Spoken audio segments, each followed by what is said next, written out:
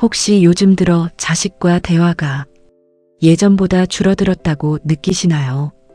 같이 있어도 어색하고 무슨 말을 해야 할지 고민된 적 있으신가요? 전화도 예전보다 줄어들고 만남도 점점 뜸해진 것 같지 않으신가요? 특별히 싸운 것도 아닌데 관계가 멀어진 느낌이 드는 경우가 많습니다. 나이가 들수록 자식과의 관계는 더 중요하게 느껴지게 됩니다. 하지만 의도하지 않아도 조금씩 멀어지는 경우가 많습니다. 이 차이는 사랑의 크기가 아니라 일상 속 말과 행동에서 시작됩니다. 오늘은 자식과 점점 멀어지는 사람들의 공통적인 습관을 현실적으로 말씀드리겠습니다. 혹시 해당되는 부분이 있다면 지금부터라도 충분히 바꿀 수 있습니다. 첫 번째는 대화가 지적이나 조언으로 시작되는 습관입니다. 자식에게 좋은 말을 해주고 싶은 마음에 조언을 먼저 하게 되는 경우가 많습니다. 그건 이렇게 해야지, 왜 그렇게 했어 같은 말이 자연스럽게 나오게 됩니다. 하지만 듣는 입장에서는 지적처럼 느껴지는 경우가 많습니다. 그래서 대화를 피하게 되고 점점 말수가 줄어들게 됩니다. 조언이 많아질수록 대화는 줄어드는 경우가 많습니다. 자식은 해결보다 공감을 더 원할 때가 많습니다. 먼저 들어주는 습관이 관계를 유지하는 데 더 중요합니다. 두 번째는 과거 방식으로만 이해하려는 습관입니다. 예전 기준으로 지금 상황을 판단하려고 하진 않으신가요? 우리 때는 이렇게 했다라는 말이 자주 나오진 않으신가요? 하지만 시대와 환경이 달라지면서 생각 방식도 많이 바뀌었습니다.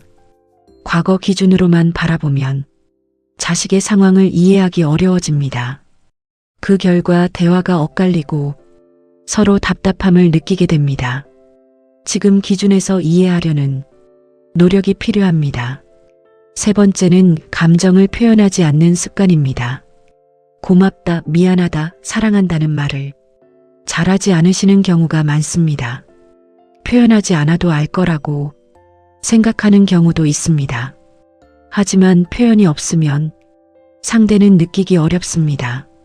특히 자식도 나이가 들수록 이런 말이 더 필요해집니다. 말 한마디가 관계를 가깝게 만들 수 있습니다. 표현은 어색해도 관계를 이어주는 힘이 있습니다. 네 번째는 연락을 기다리는 습관입니다. 먼저 연락하기보다 기다리는 경우가 많습니다.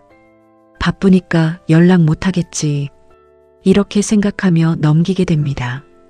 하지만 시간이 지나면 연락은 점점 줄어들게 됩니다. 관계는 자연스럽게 유지되지 않고 노력이 필요합니다. 짧은 안부라도 먼저 전하는 것이 관계를 이어주는 시작입니다. 기다리기만 하면 점점 멀어질 수 있습니다.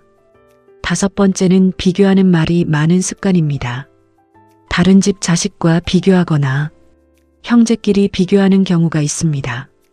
누구는 잘하는데 이런 말이 무심코 나올 수 있습니다.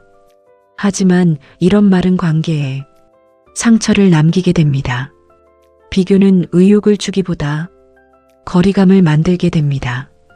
있는 그대로 인정하는 것이 관계를 유지하는 데 중요합니다.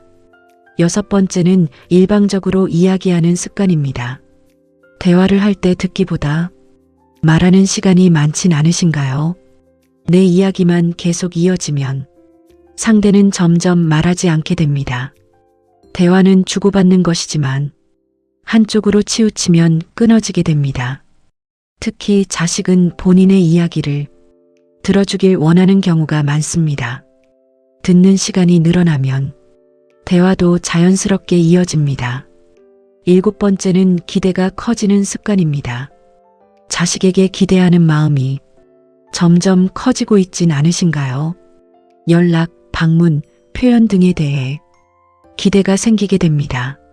하지만 기대가 커질수록 실망도 커질 수 있습니다.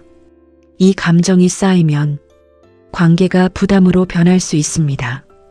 기대보다 이해가 많아질수록 관계는 더 편안해집니다. 자식과의 관계는 특별한 사건으로 멀어지지 않습니다. 작은 말과 행동이 반복되면서 조금씩 거리감이 생기게 됩니다. 조언, 비교, 표현 부족, 기다림, 일방 대화, 기대까지 이 모든 요소가 쌓이면서 관계의 방향을 바꾸게 됩니다. 하지만 반대로 작은 변화 하나로도 충분히 다시 가까워질 수 있습니다. 말을 조금 바꾸고 듣는 시간을 늘리고 표현을 하나 더하는 것. 이런 작은 변화가 관계를 다시 이어줄 수 있습니다. 지금이라도 하나만 바꿔보시면 분위기는 분명 달라질 수 있습니다.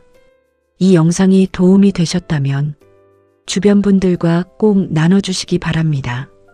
앞으로도 60대 이후 관계에 도움이 되는 현실적인 이야기 계속 전해드리겠습니다. 좋아요, 구독, 알림 설정도 꼭 잊지 마세요.